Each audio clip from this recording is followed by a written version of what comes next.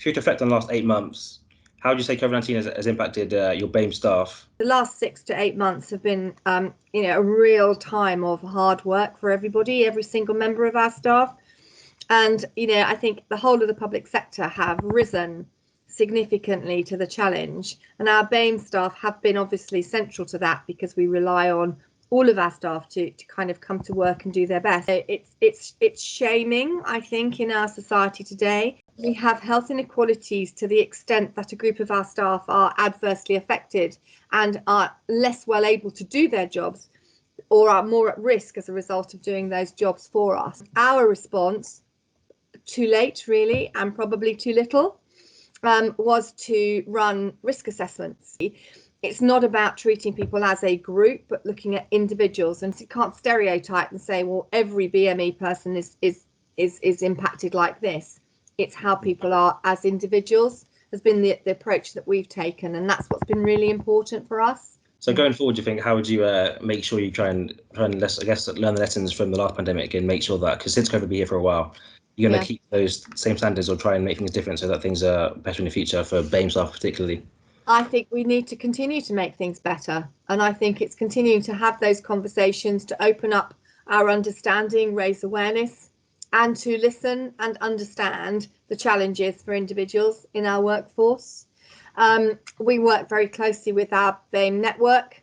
They are people that we meet with on a regular basis to help us understand what their issues for them, where they are, and how best we can help and support them.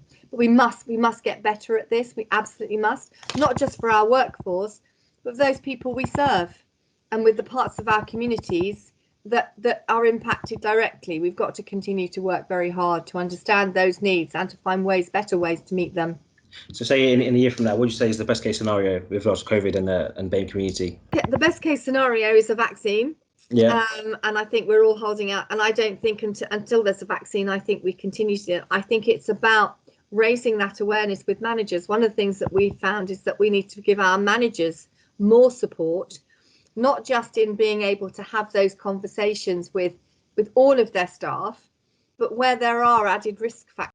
How do you mitigate those risks? So in an ideal world, we would have a very clear picture of what the impact is on every individual, and we'd have a set of mitigating factors that mean that we enable them to be safe in our workplace. So people coming to work feeling confident and feeling safe that we've done everything we can to support them.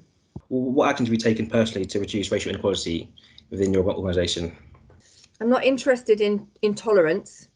Yeah. I'm interested in celebrating, because we know there's a really, really strong business case for diversity. And a lot of what I've done in my personal career choices, and I'm on an interim contract at the moment, so wherever I've been, I have wanted to champion that diversity and really celebrate difference. And inclusive leadership focuses on treating people as individuals, but recognizing where they belong to particular groups, not working with stereotypes, really trying to understand individual motivations and ambitions, and to help everybody achieve their full potential. Thinking differently together, diversity of thought, diversity of people, makes a really rich working environment, and actually means we get better solutions for our customers. What does Black History Month mean to you since it's October now? It's a good opportunity to take stock. It's a good opportunity to think about how we can really leverage the thinking of our diverse workforce. What that means is actually bringing it alive, recognizing that actually everybody has a contribution to make, and that everybody's history is different. All of those people behind you, all of those people have done something really impactful in terms of challenging thinking, in changing the way that we do things, in raising awareness, in bringing about a greater understanding. And in West Sussex, we've had a series of kind of interviews and events really to try and highlight what that means for individuals across our workforce. So we've been able to showcase and to hear and understand the impact of that on individuals, which is great. So the more you understand people, the easier it is to work with them. You open up your eyes and open up your ears and open up your heart, and that's really important.